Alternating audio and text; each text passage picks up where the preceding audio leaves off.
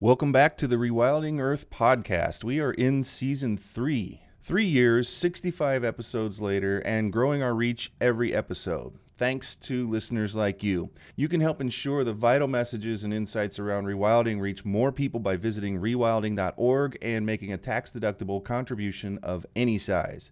In any case, I want to thank you for listening and sharing this podcast. Your support means the world. Today I have the privilege of talking with Chris Tucker, author of A Planet of 3 Billion, about how we cannot talk about rewilding without talking about population. And there really is a constructive way to have this historically difficult conversation in a way that honors everyone involved. It might seem too good to be true, but give this episode a listen and you might just walk away feeling a whole lot better about the future of the work that must be done to bring balance back to our planet.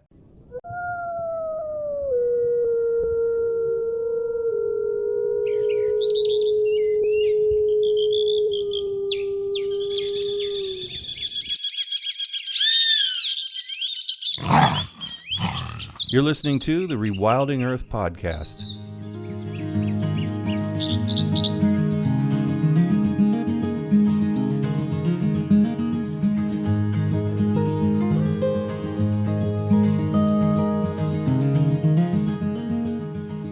The Rewilding Earth podcast is supported by businesses such as Patagonia, Catula, and Biohabitats, as well as the Whedon Foundation and listeners like you. If you love the work that the Rewilding Institute is doing, please consider donating at rewilding.org. And be sure to sign up for our weekly newsletter while you're there. Chris Tucker is chairman of the American Geographical Society and serves on the boards of the United States Geospatial Intelligence Foundation and the Open Geospatial Consortium. He's the author of A Planet of 3 Billion, Mapping Humanity's Long History of Ecological Destruction and Finding Our Way to a Resilient Future.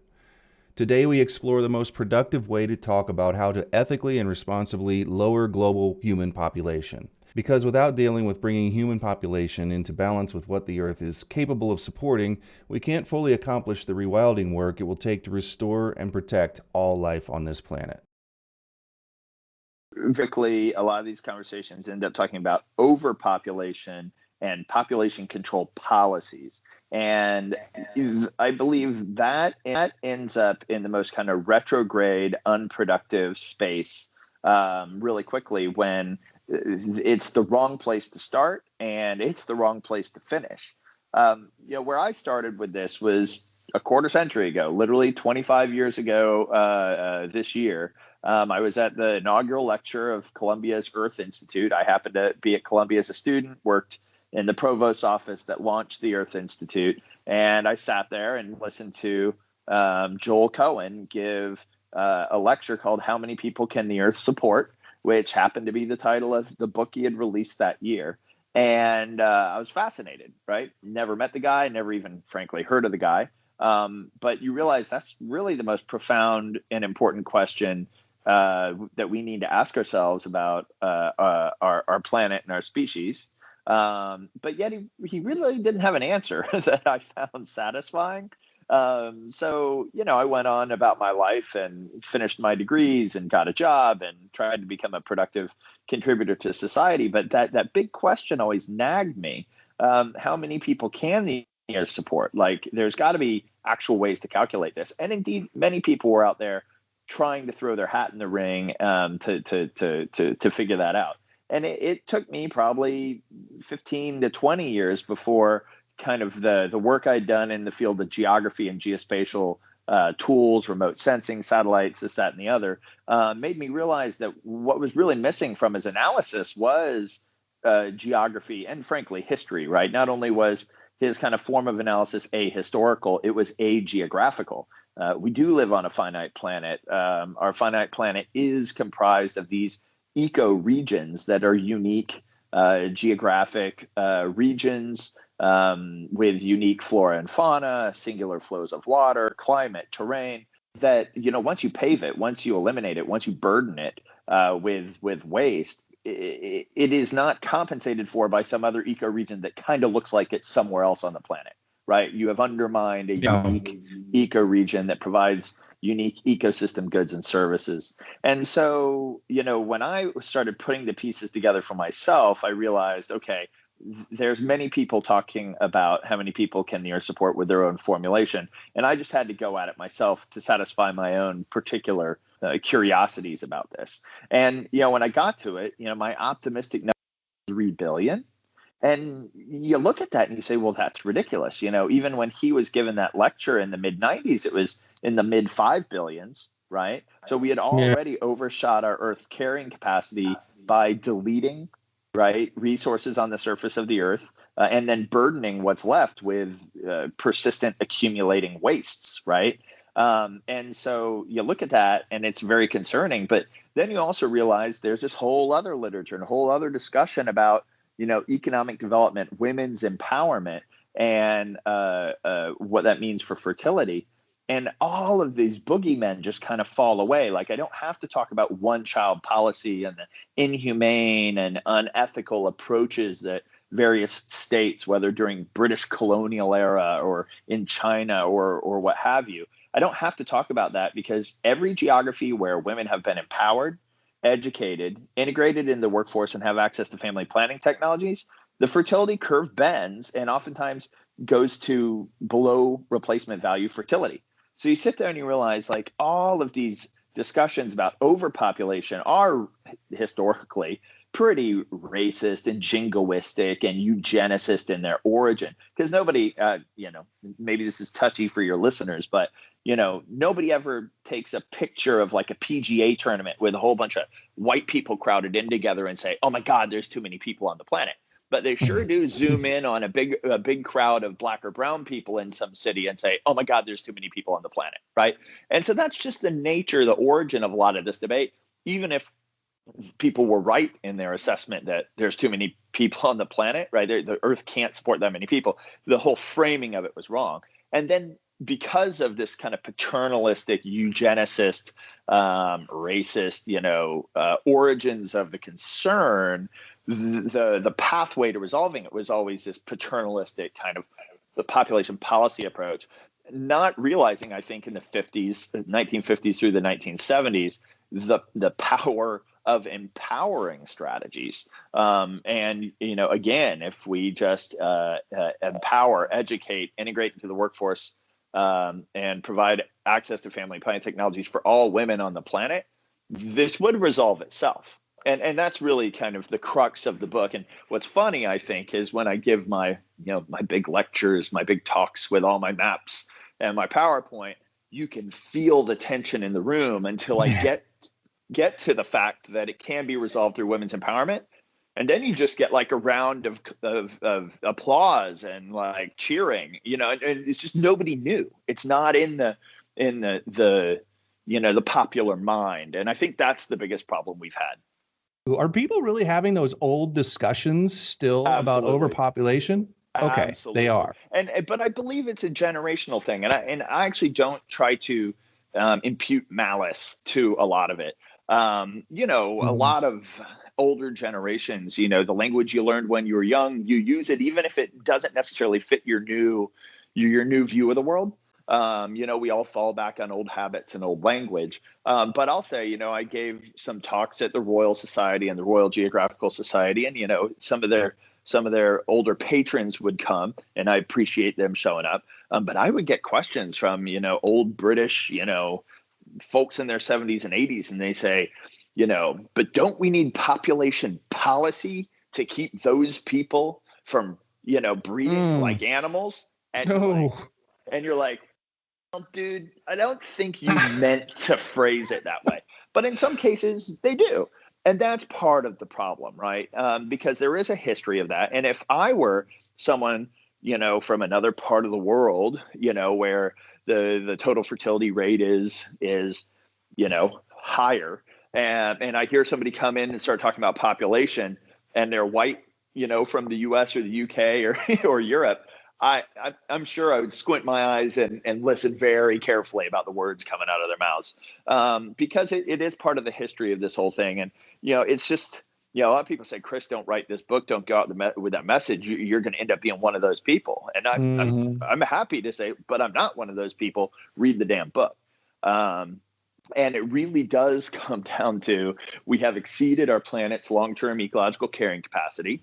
Every additional person we add to the planet incurs further ecological debt that will take generations to pay down, but we can't even pay it down until we bring the population down, right, to our long-term ecological carrying capacity. And I'm more than happy to debate, is it 3 billion, is it 4, is it 5? I've dared anybody to try to tell me it's 7.7 or higher, and nobody's even tried. Like, even the people that, want to try, they don't even try because they know they can't defend it. And so, give or take a billion, we've got a long road to hoe on this issue. But again, small changes in complex systems can lead to profound positive change. We still at large do not know how to talk about it in a way that I think that you have come up with to talk about it, so that people are more cheering at the end of what we have a discussion about, or that we even get to have one, a civil one. I sense that you've come up with a way to help all of us have a conversation about this. I do like to point out that not a single original thought in my book. A lot of what I've done, it's kind of on the shoulders of giants, as they say, right? There's a variety of conversations that have already occurred out there. There's a variety of literatures that already exist out there that, when strung together, make your case for you. But for some reason, they have been completely apart from each other, whether balkanized in different academic disciplines or in different, professional, worldviews, and stringing them together was really the art of the book. When I took the biogeographical lens, you start with, what is the world, right? I say, how many people can the Earth support? You go, well, what do you mean by the Earth?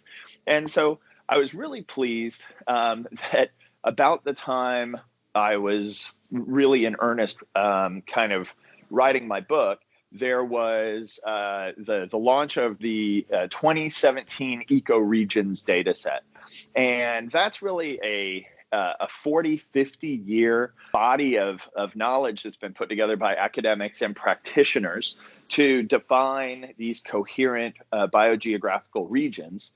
And when it launched in 2017, that gave me what I needed. It was the first one really at global scale to define the entire planet. Separate from it, unfortunately, is another marine ecoregions data set. And I think all of us understand, right? It's not just the terrestrial Earth, but it's our oceans and how they interact together. So that actually doesn't quite make it into my book the same way as it probably would if I wrote my book today. But you get these coherent biogeographical regions. And I think we all understand, like, when we talk about the half Earth, we need to set aside half the Earth. I have this probably little cheeky section in my book where I go, well, what do you mean by half? Right? I mean, if I take an ecoregion and I delete the half on the east side of the ecoregion, does it function at 50%? Right? Or if I do a major highway east-west through an ecoregion and it cuts off all north-south migratory paths for all the animals, does it still function at 99%, even since I only deleted 1% for the road? And it turns out it's much more complicated than that. And I don't mean that to somehow undermine E.O. Wilson's work and the half-Earth thesis and the nature needs half folks, because I think, honestly, I'm somebody that thinks it probably needs to be just a bit more than half, personally. But it's very complicated. And if you don't look at how those ecoregions function themselves, then you're not having an honest conversation about how many people can the Earth support. So, a lot of what's gone on in these rudimentary maps is go, well, here's where the people are and here's where nature still is. We still have about 50%, so we're good. And I go, well, I don't know. Let's look at the microdynamics at that region. And, just because it's not paved doesn't mean it's actually functioning at 50%, because it probably isn't. And that's where I think the inspiration of Half Earth is really important, but we still have a long way to go. So a lot of what I did in the middle of my book, when you look at those maps at continent scale, right, is I took 5 layers, 6 basic layers. They're urbanized areas, places where we pack a bunch of people in and pave a bunch of ground to put human habitat in. All those primary roads, think major highways, not even the secondary roads, because if I had all the minor roads, the whole map would be black at that global scale, right? You have the intensive agriculture regions, which take over surprisingly huge swaths of our continents. Toxic sites, and then ocean dead zones, kind of on the coastal dead zones based on agricultural and urban effluence. And when you put that there, it's bigger than just where are the people, right? And you realize that the burden we have on our planet is massive when that's only 5 layers. I mean, I can't even map all of the endocrine disruptors. I don't even put in all the full acidification of the ocean, because you just literally can't fit all of it on one static colorized map on a piece of paper, right? Yeah. Cartography has its limits. People need to kind of understand the full human footprint and what does it mean to those ecoregions, because it's those ecoregions from which we evolved and that sustain us as a species. And there's no amount of like modernist worldview that, somehow, severs that fundamental relationship that we have with the natural earth that supports us. Yeah, so full agreement on that. It's a tricky situation. And I think that the people that you want in the room with you when you're working on things like that are people who have been on the ground and know really what's there. Not only map lines of what's protected, what's not, what's degraded, what needs to be recovered, but the people who live there, like who are going to be affected by this in one way or another going forward, right?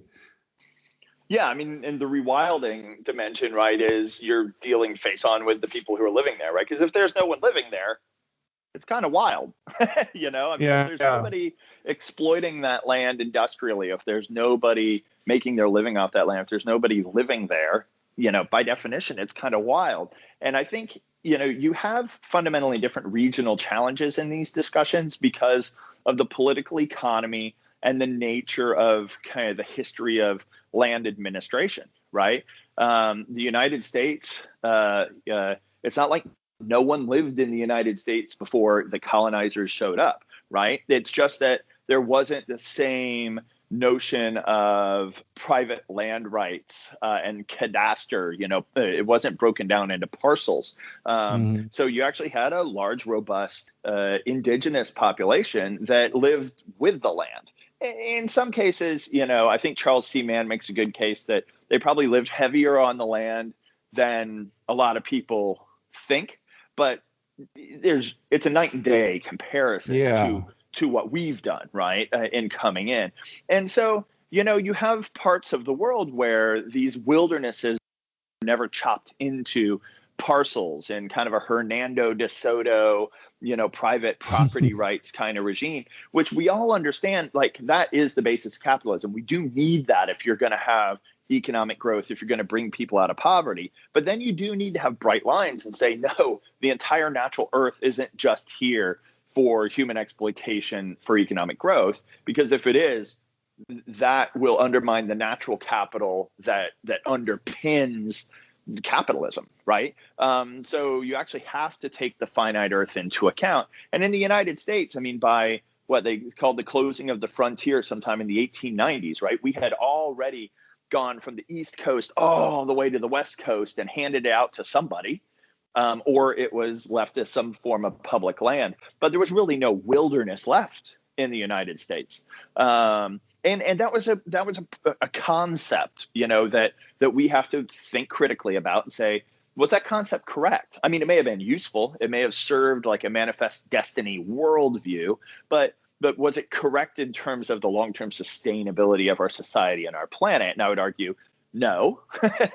We need to rethink some of these things. And I think when people are talking about the rights of rivers, the rights of natural features, there's a lot of really powerful, useful thinking that, frankly, 5 years ago, I would have thought was hokey.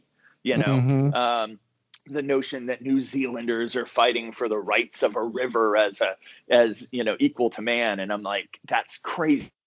And then the more you delve into it, you're like, these guys are really onto something. I mean, they've thought it through, and the law actually makes sense. And this deals with a lot of the externalities that capitalism and first world land administration don't deal with well, the market failures that we don't deal with well, even though in theory our law is a response to market failures, right? So but there's other parts of the world, like the Amazon, unfortunately, well, fortunately, right, it isn't totally ensconced in that land administration worldview, but increasingly a Bolsonaro is saying, yeah, those Americans did something right. Let's just chop up the whole Amazon into, whatever and parcel it out and it'll all be good. And we know where that goes, right?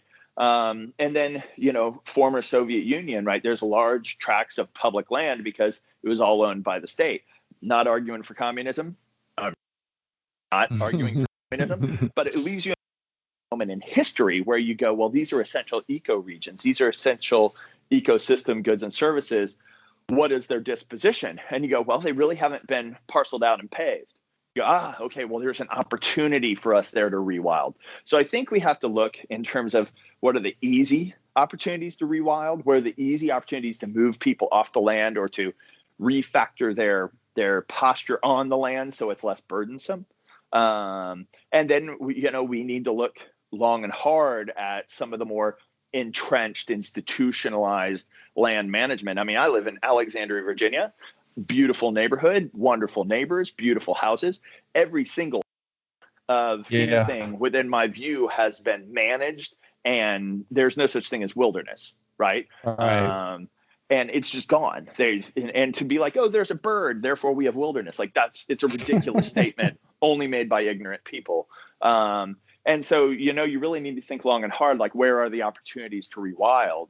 And then what are things, like only an hour from me, 20 years ago were farms that are now, 4,500 units of tract housing.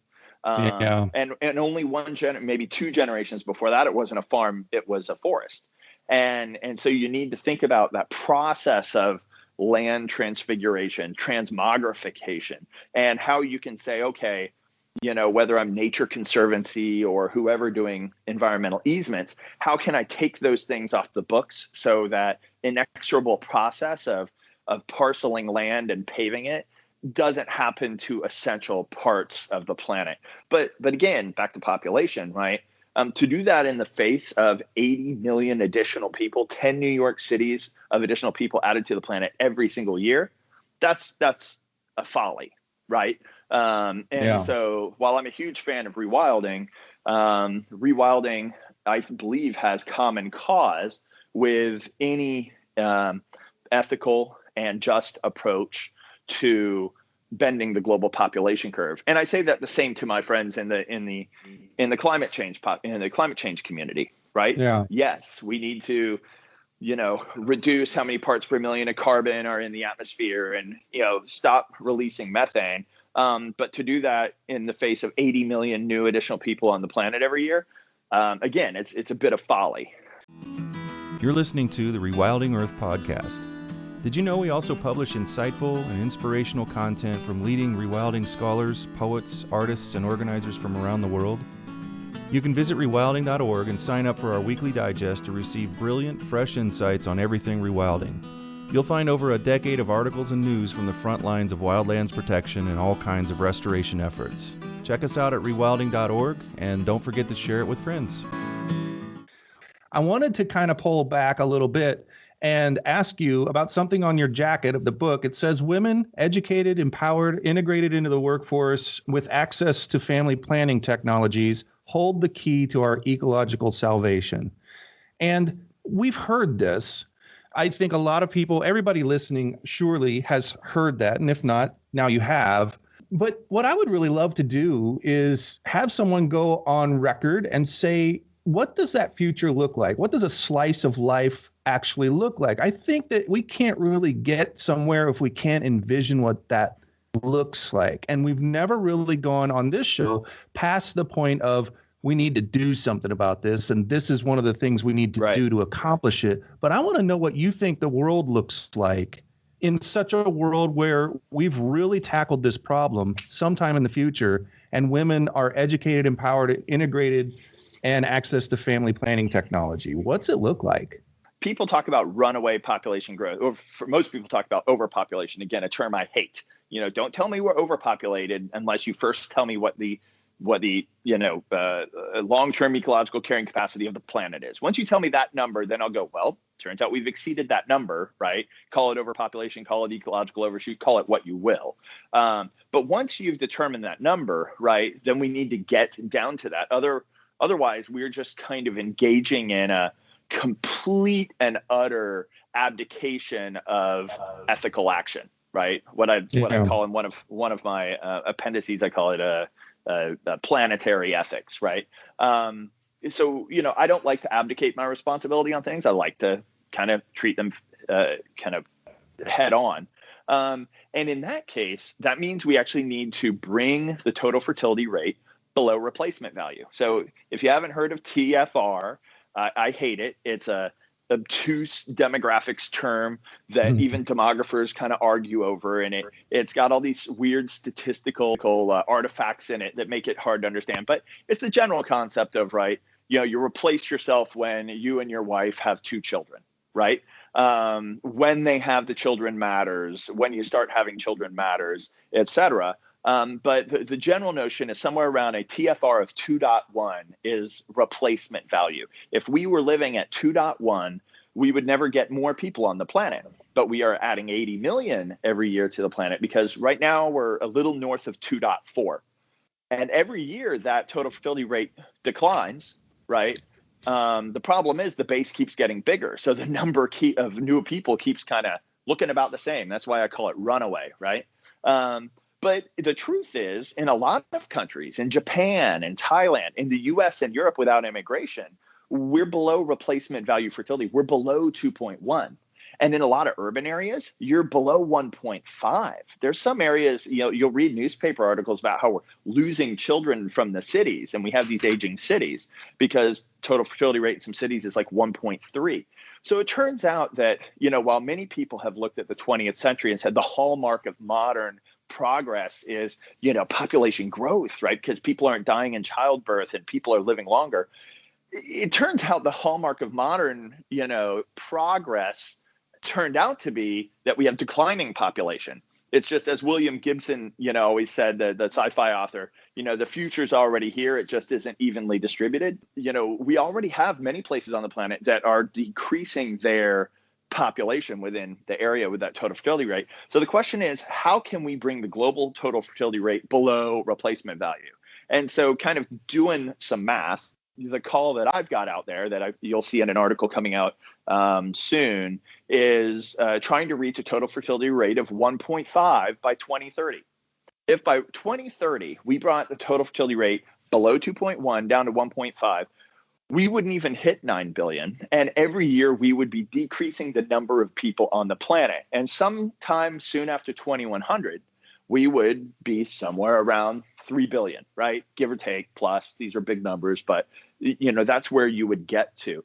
And so you sit there and say, well, first you got to have your targets, right?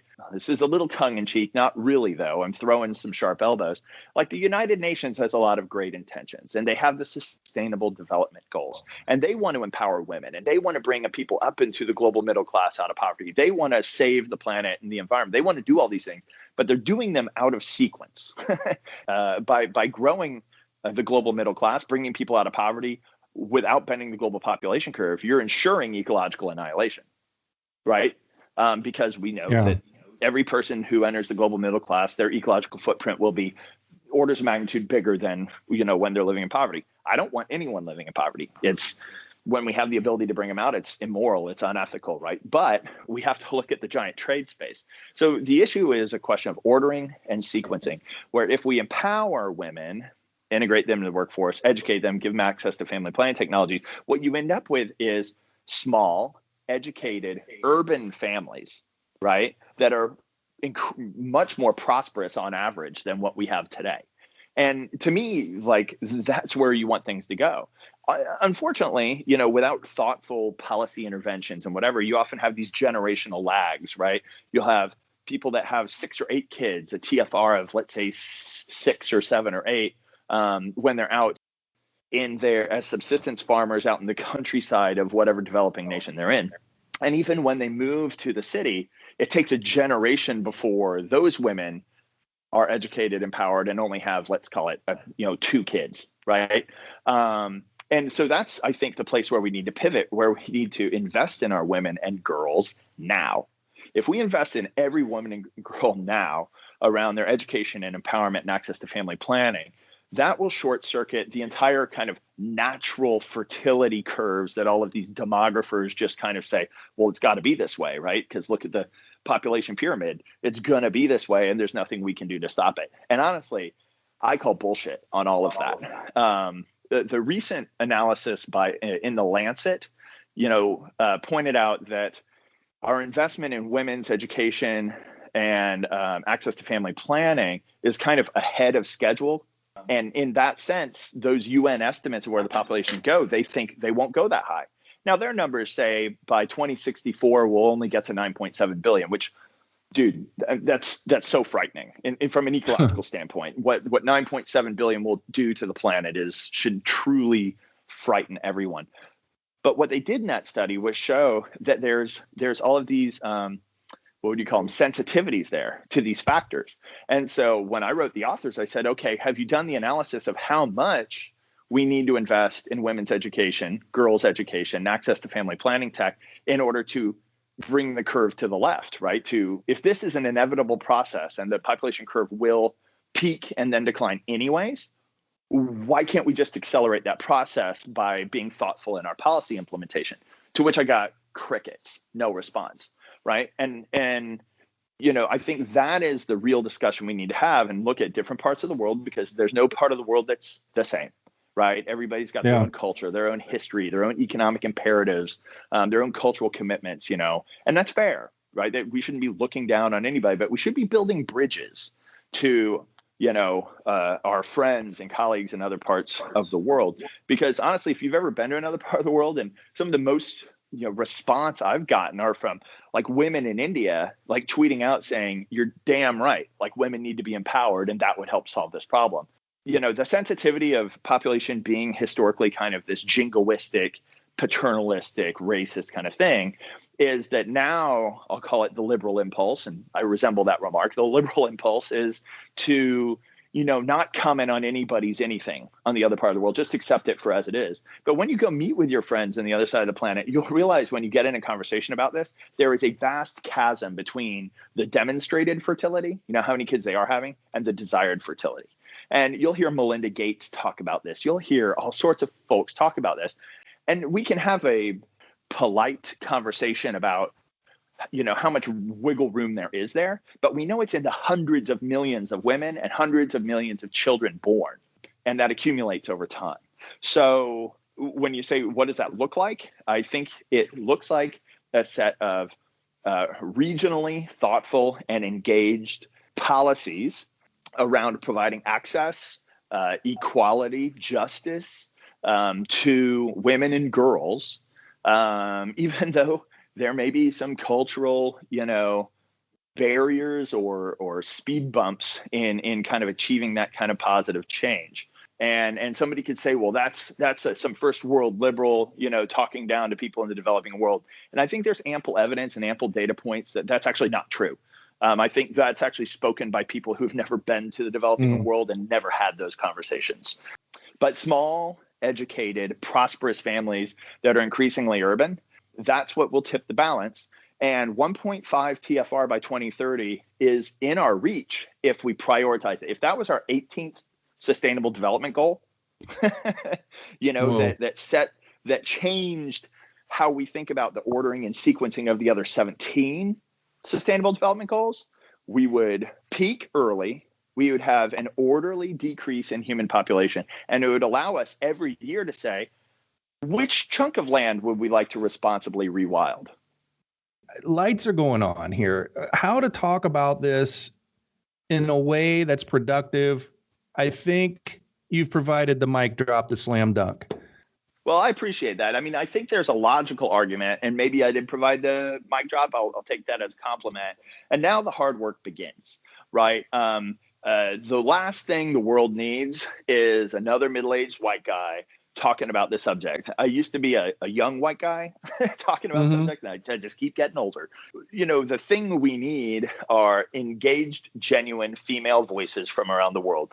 And, one of my favorite people that I've met over the course of this is Phoebe Barnard, who was one of the 5 authors in the Scientist Warning article on climate change in November of 2019 in Bioscience, because she appears to be probably the strongest voice out of those main authors. Remember, they had 11,000 scientists as co-signatories on this article. And it was the first time that the scientific community focused on climate change actually called out the need to stabilize population and have it decrease in an orderly, just, ethical fashion over time if we're going to avert climate catastrophe. And when I got her on the phone, she starts, talking to me about all of her friends in Nigeria, all of her friends in, Mozambique, all these different places where she's been on the ground as a conservation biologist, and saying, you have no idea how strong the appetite for this sort of discussion is amongst women in these countries. And, they want to be empowered. They want empowering strategies to enable them to kind of help this journey along, not just for themselves, but for the planet. And, the thing that is missing that I think some people are trying, I'm certainly just trying to be an ally on this, is every time I meet a woman who is providing a thoughtful critique just from their genuine experience, I just send them over to Phoebe. Phoebe's got a Facebook group of hundreds of women that kind of share their thoughts on this stuff. And I mean, I strongly believe, again, there's plenty of room for middle-aged white guys from the first world like me and you who can be allies and support this. But truly empowering women means kind of supporting the networking amongst these women of common cause. That's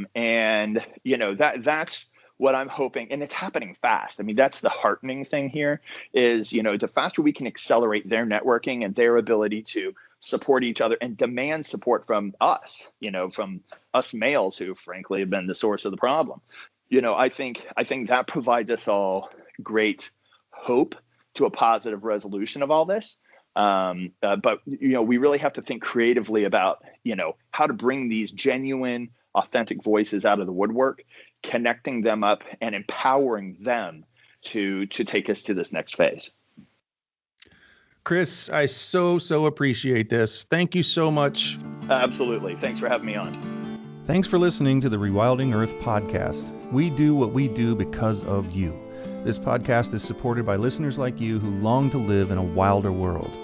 Please consider donating at rewilding.org and subscribe to our weekly news and article digest while you're there. To go the extra mile, you can follow and share Rewilding Earth on Instagram, Facebook, and Twitter. Bonus points for sharing this podcast with your friends.